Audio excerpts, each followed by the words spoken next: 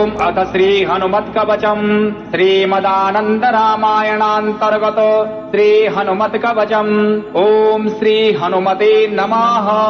ओम अस्य श्री हनुमत्कवच स्तोत्र महामन्त्रस्य श्रीरामचन्द्र ऋषिः श्री हनुमान परमात्मा देवता अनुष्टुप् छन्दः मारुतात्मजेति बीजम् अंजनी सूनोरीति शक्तिः लक्ष्मण प्राणदातेति कीलकम् रामदूतायेतीति अस्त्रम् हनुमान देवता इति कवचम् पिङ्गाक्षोमित विक्रम इति मन्त्राः श्रीरामचन्द्र प्रेरणया रामचन्द्र प्रीत्यर्थम् मम सकल कामना सिद्ध्यर्थम् जपे विनियोगाः अथ करन्यासः।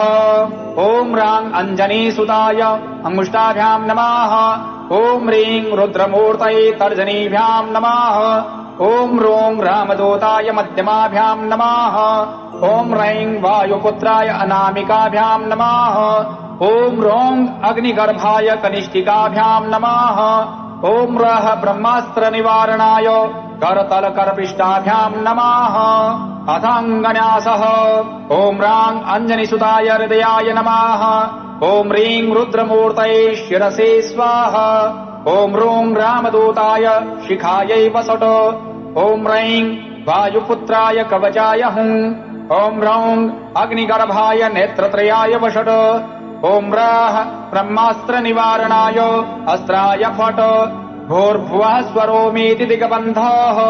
अथ ध्यानम् ध्यायेत् बालदिवाकरद्युतिनिभम् देवारिदर्पापहम् देवेन्द्र प्रमुखम् प्रशस्त यशसम् देदीप्यमानम् रुचा सुग्रीवादि समस्त वानरयुतम् सुव्यक्ततत्त्वप्रियम् संसक्तारुणलोचनम् पवनजम् पीताम्बरालङ्कृतम् उद्यान्मार्तण्डकोटिप्रकटरुचियुतम् चारुवीरासनास्थम् मौञ्जे यज्ञोपवीताभरणरुचिशिखम् शोभितम् कुण्डलाङ्गम् भक्तानामीष्टदम् तम् प्रणतमुनिजनम् वेदनाद प्रमोदम् ध्याये देवम् विधेयम् प्लवगकुलपतिम् गोष्पदीभूतवार्धिम् वज्राङ्गम् पिङ्गकेशाढ्यम् स्वर्णकुण्डलमण्डितम् निगूढमुपसङ्गम्य पारावार पराक्रमम् स्फटिकाभम् स्वर्णकान्तिम् द्विभुजम् च कृताञ्जलिम् कुण्डलद्वय संशोभितमुखाम्भोजम् हरिम् भजे सव्यहस्ते गदायुक्तम् वामहस्ते कमण्डलम् उद्यद्दक्षिणदोर्दण्डम् हनुमन्तम् विचिन्तयेत्। अथ मन्त्रः ओम नमो हनुमते शोभिताननाय यशोऽलङ्कृताय अञ्जनीगर्भसम्भूताय रामलक्ष्मणानन्दकाय कपिसैन्यप्रकाशन पर्वतोत्पाटनाय सुग्रीवसहायकरण परोच्चारण कुमार ब्रह्मचर्य गंभीर शब्दोदय ओम ह्रीं सर्वदुष्टग्रह निवारणाय स्वाहा। ओम नमो हनुमते एहि सर्वग्रह भूतानां शाकिनी डाकिनीनां विषमदुष्टानां सर्वेषामाकर्षयाकर्षय मर्दय मर्दय छेदय छेदय मर्त्यान् मारय मारय शोषय शोषय प्रज्वल प्रज्वल भूतमण्डल पिशाच मण्डल निरसनाय भूतज्वर प्रेतज्वर चातुर्थिक ज्वर ब्रह्म राक्षस पिशाच छेदनः प्रिया विष्णुज्वर महेश ज्वर छिन्दी छिन्दी भिन्दी भिन्दी अक्षिशूले शिरोभ्यन्तरे अक्षिशूले गुल्मशूले चित्तशूले ब्रह्म राक्षस कुल प्रबल नागकुल विष निर्विष झटिति झटिति ओम ह्रीं फट घेके स्वाहा। ओम नमो हनुमते पवनपुत्र वैश्वानरमुख पाप दृष्टि शोधा दृष्टि हनुमते भो अद्यापुरे स्वाहा।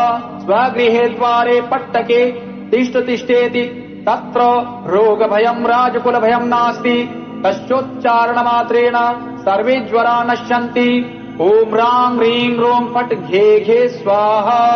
श्रीरामचन्द्र उवाच हनुमान् पूर्वतः पातु दक्षिणे पवनात्मजः अधस्तु विष्णुभक्तस्तु पातु मध्यम् च पावनीः लङ्काविदाहकः पातु सर्वापद्भ्यो निरन्तरम् सुग्रीवः सचिवः पातु मस्तकम् वायुनन्दनाः बालम् पातु महावीरो भ्रुवोर्मध्ये निरन्तरम् नेत्रे छायापहारी च पातु नः बलवगेश्वराः कपोले कर्णमूले च पातु श्रीराम किङ्कराः नासाग्रम् अञ्जनी सूनुः पातु वक्त्रम् हरीश्वराः वाचम् रुद्रप्रियः पातु जिह्वां पिङ्गललोचनाः पातु देवः फाल्गुनेष्टः चिबुकम् दैत्यदर्पः पातु कण्ठम् च दैत्यारिः स्कन्धौ पातु सुरार्चिताः भुजौ पातु महातेजः करौ च चरणायुधः नगरन्नखायुधः पातु कुक्षौ पातु कपीश्वराः वक्षो मुद्रापहारी च पातु पार्श्वे भुजायुधः लङ्कानिभञ्जनः पातु पृष्ठदेशे निरन्तरम्